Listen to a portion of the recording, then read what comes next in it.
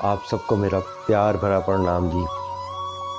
देवियों और महात्माओं, जब जब भी महात्मा धरा पर आए हैं, उन्होंने इंसान को हमेशा समझाने का, जगाने का प्रयास किया है कि हमारे अंदर एक जीव है, परमात्मा का एक कण है।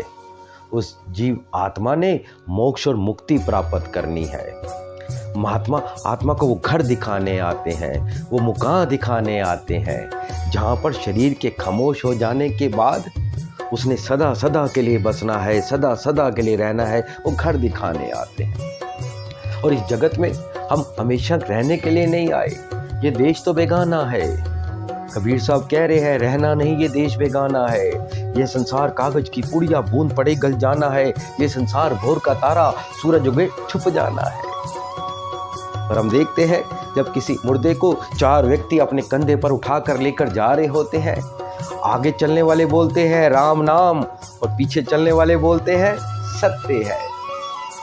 यह बात हर जगह हमें सुनने को मिलती है कि राम नाम सत्य है, राम नाम सत्य है। लेकिन हैरानी होती है कि बोला तो जा रहा है, लेकिन वो सत्य को कैसे प्राप्त करेंगे, उसकी तलाश नहीं की जा रही, उसके बारे में विचार नहीं किया जा रहा, उसके बारे में सोचा नहीं जा रहा।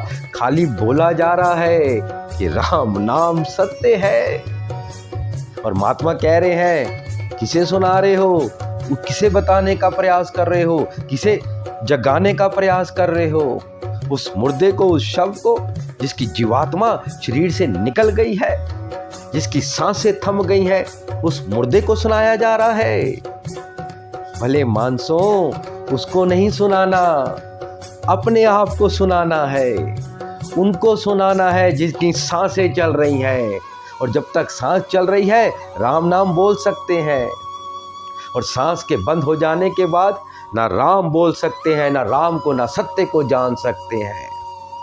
और हैरानी फिर होती है कि उस शव के साथ चलने वाले सोचते हैं कि हम मुर्दे को उसकी मंजिल दिखा रहे हैं, उसको मंजिल तक पहुंचा रहे हैं।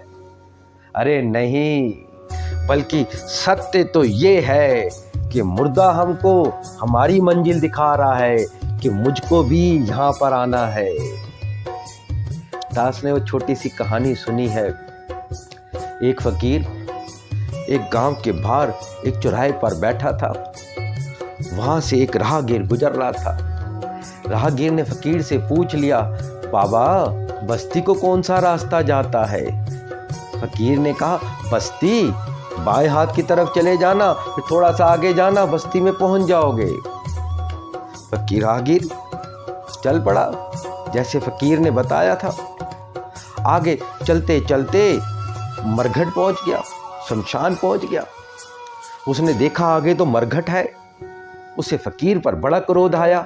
मैंने तो बस्ती का मार्ग पूछा था, उसने मुझे मरघट पहुंचा दिया, शमशान पहुंचा दिया।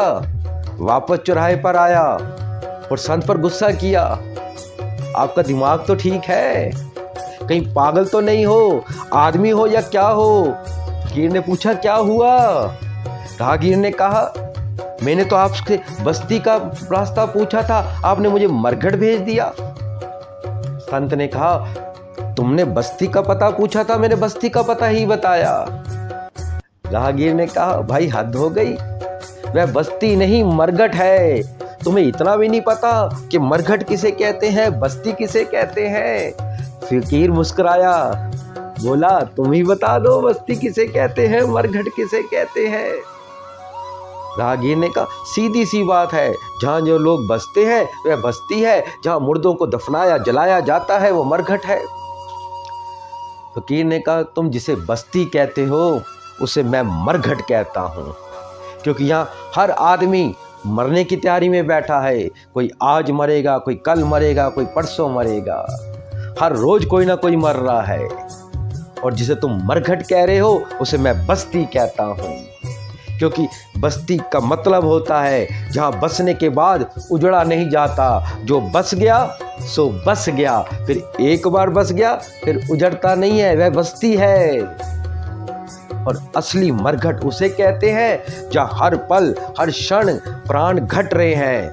मरघट शब्द अपने आप में बता रहा है, मरघट, जहाँ प्राण घट रहे हो वह मरघट है, और गांव ही असली मरघट है।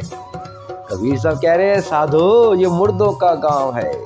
पीर मरे, पैगंबर मरे, मरे जिंदा जोगी, राजा मरे, प्रजा मरे, मरे वैध और रोगी, सूरज मरे, चंदा मरे, मरे धरती आकाशा, सभी मर रहे हैं, फिर कौन नहीं मरता। कहे कबीर एक राम ना मरे, जिनके कारण सब जोगी। मेरे प्रिय जनों, जब तक सत्य ना मिल जाए तब तक मंजिल का पता नहीं चलता, जीवन का पता नहीं चलता, मुक्ति नहीं मिलती। मृत्यु में जीते हैं, मृत्यु में मर जाते हैं, और जिसे सत्य मिल जाता है उसे जीवन मिलता है, उसे मुक्ति मिलती है, उसे मुकाम मिलता है। इसीलिए महात्मा धरा पर आते हैं, इसीलिए महात्मा के साथ नाता जोड़ना पड़ता है। आओ हम अपनी मंजिल को जान लें। शरीर की मंजिल समाप्त हो उससे पहले उस घर को देख लें जहाँ मेरी आत्मा ने परमात्मा में लिप्त हो जाना है, सदा सदा के लिए अमर हो जाना है। क्योंकि संसार मरता है, निरंकार नहीं मरता, निरंकार नहीं मरता, निरंकार नहीं मरता।